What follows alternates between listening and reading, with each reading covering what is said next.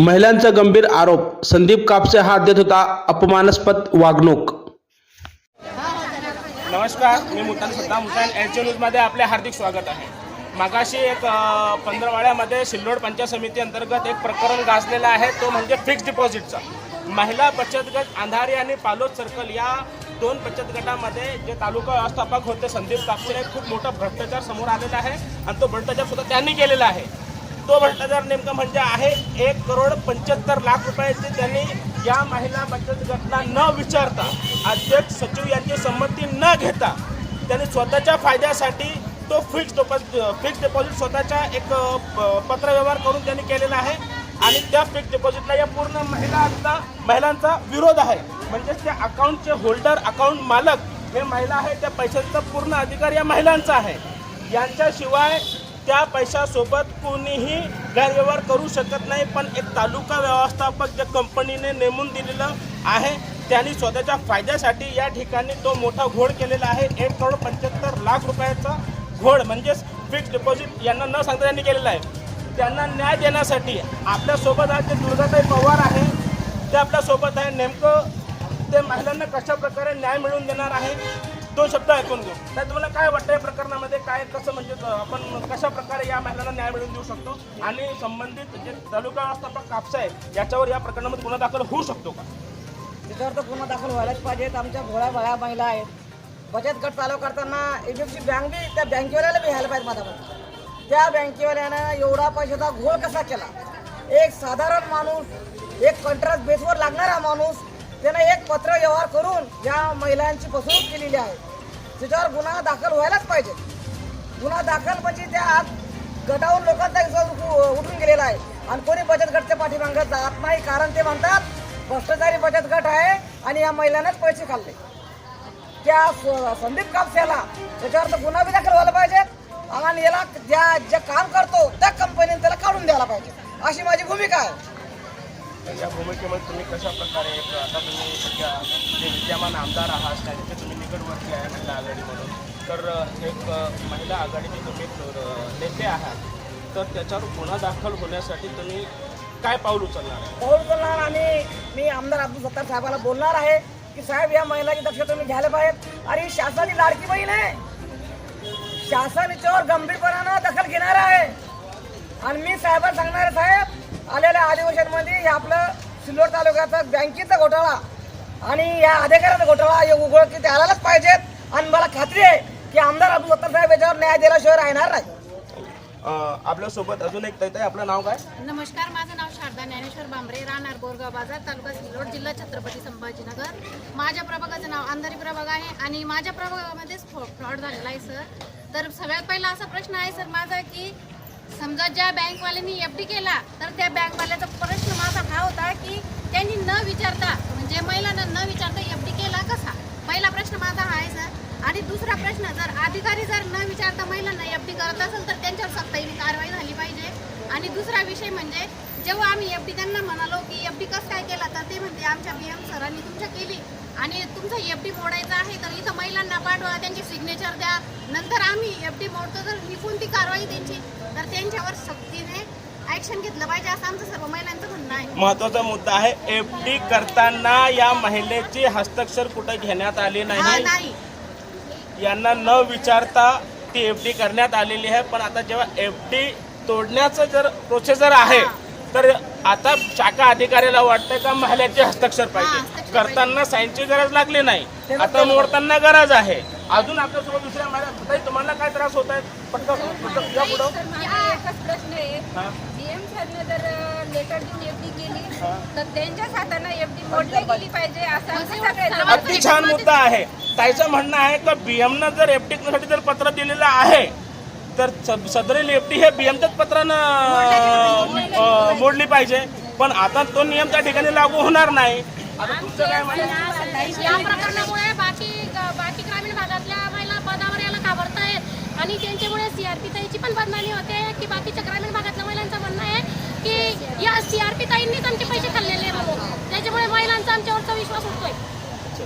मुद्दा छान आहे का हे जे घोड संबंधित तालुक्यावर जे संदीप कापसे आहे त्यांनी जे केलेलं आहे आणि सदरील जे शाखा अधिकारी HDFC बँकेचा त्यांनी जे केलेलं आहे त्याच्यामुळे जे CRP महिला आहे ज्या शासनाने नेमून दिलेल्या आहे या बचत गटला अंडरटेकिंगसाठी यांच्यावरही सध्या थोडंसं विश्वासघात झाल्यासारखा वाटत आहे. आपण या ठिकाणी अजून काही तुमचं काय म्हणणं आहे अजून परत? हो सर, माझं तेच म्हणणं आहे की आम्ही सर्वसाधारण महिला आहे, आम्ही गाव पातळीला काम करतो. दुसरी गोष्ट, आम्ही गावामध्ये बँकिंगचे म्हणजे गावामध्ये आम्ही 2-2, 3-3 कोटी वाटलेले आहे सर. मग आम्ही पण तिथं तसं करू शकतो ना. जर आम्ही तसं केलं असतं तर आम्ही कारवाई म्हणजे आमच्यावर कारवाई झाली असती. 100% झाली. पण शासनाचं असं म्हणणं आहे की कारवाई होऊ शकत नाही. हा FD काही तुमच्या म्हणजे कुठे गेलेला नाही बा पैसा, तुमचा पैसा तुमचा safe पैसा तसा. कुठे गेलेला नाहीये. आता समजा तुमचे हसबंड जर त्या ठिकाणी बँकेमध्ये आले आणि मला जर या पैशाची FD करायची तर बँकेचा अधिकारी त्याला मान्य करेल का? नाही करत सर. हा, मग याचे महत्त्वाचा मुद्दा हा आहे त्याच्यामध्ये. आता हे सर्व प्रकरण झालेलं आहे पण आतापर्यंत संदीप कापसेवर गुन्हा पण दाखल झालेला नाहीये. तुम्ही या प्रकरणाची पूर्ण माहिती DYSP ऑफिसला पण दिली असं माहीत झालेलं आहे. तर त्या ठिकाणी जे DYSP ऑफिस आहे त्यांचं काय म्हणणं आहे म्हणजे या महिलेने DYSP ऑफिसला पण एक तक्रार दिलेली आहे पण त्या ठिकाणी संदीप कापसेवर गुन्हा दाखल होत नाही असं त्यांचं म्हणणं आहे. नेमकं आता मी परत DYSP ऑफिसला गेलं त्या तुम्हाला काय बोलण्यात आलं ताई? सर, त्यांचं असं म्हणणं आहे की त्यांना म्हणजे पैसा कुठं ट्रान्सफर केलेला नाहीये आणि दुसरी गोष्ट त्यांचं असं म्हणणं आहे की हा फ्रॉड पण नाहीये. मग त्यांना म्हटलं मी माझा पैसा या ताईला FD करायला देते आणि मग मी पण माझे जेवढे ग्रामसंघ आहे आता माझ्या सर्व महिलांकडे ग्रामसंघ आहे त्या स्वतः सांभाळत्या. मग त्यांनी पण FD करू द्या, शासन काहीच बोलणार नाही. आपण स्वतः आपल्या गटाचं सुद्धा FD करू शकत नाही.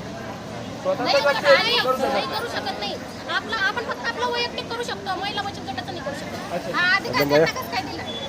अध्यक्ष सचिव सुद्धा एवढा FD मोठा करू घोळ आहे तो शकत घोळ. बँकेवाल्याने कसा घोळ केला यो? बोल, बँकेने कैसा क्या बिल नाही. केले? अध्यक्ष सचिव जर समजा स्वतःच्या गटाचा FD करू शकत नाही तर आज समजा त्या प्रभागामध्ये 9 ते 10 गावं आहेत त्याचा जर FD सरांनी एकट्याने जर केला तर त्यांनी एकट्यानेच मोडलं पाहिजे. अध्यक्ष सचिव त्याच्यामध्ये सहभाग घेणार नाही आणि येणार पण आज त्यांच्या गावात जर घडलं त्यांच्या प्रभागात जर घडलं तर हे कोणत्याही प्रभागामध्ये घडू शकतं. प्रत्येक वेळेस त्यांनी त्रास दिलेला आहे सगळ्या महिलांना. जर CC पाठीमागे नसते तर आपण कामावर नसतो हे लक्षात घ्या सगळ्यांनी. इतका मोठा घोळ झालेला आहे आतापर्यंत संदीप कापसेवर कोणत्या प्रकारचा गुन्हा दाखल झालेला नाही आणि कंपनीच्या पातळीवर त्याच्यावर कोणताच कारवाई करण्यात आलेली नाही.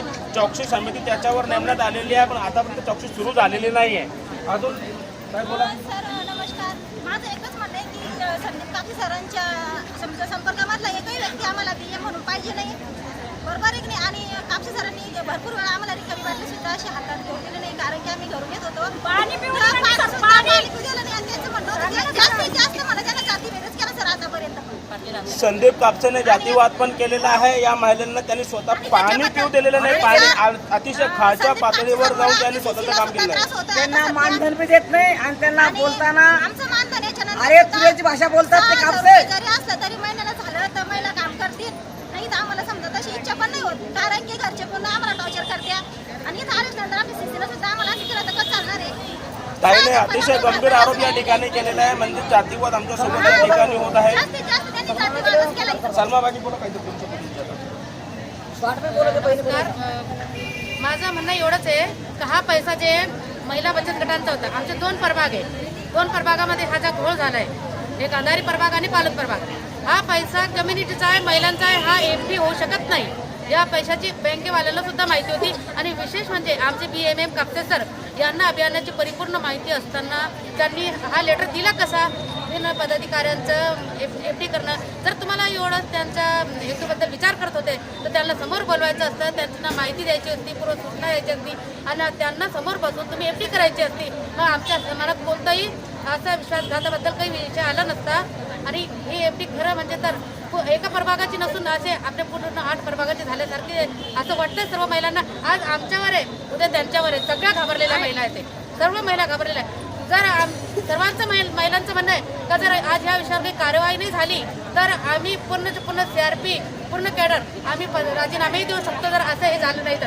सर्व महिलांचं असं म्हणणं आहे. एक ठाम राजीनामा भेटेल सगळ्यांचा.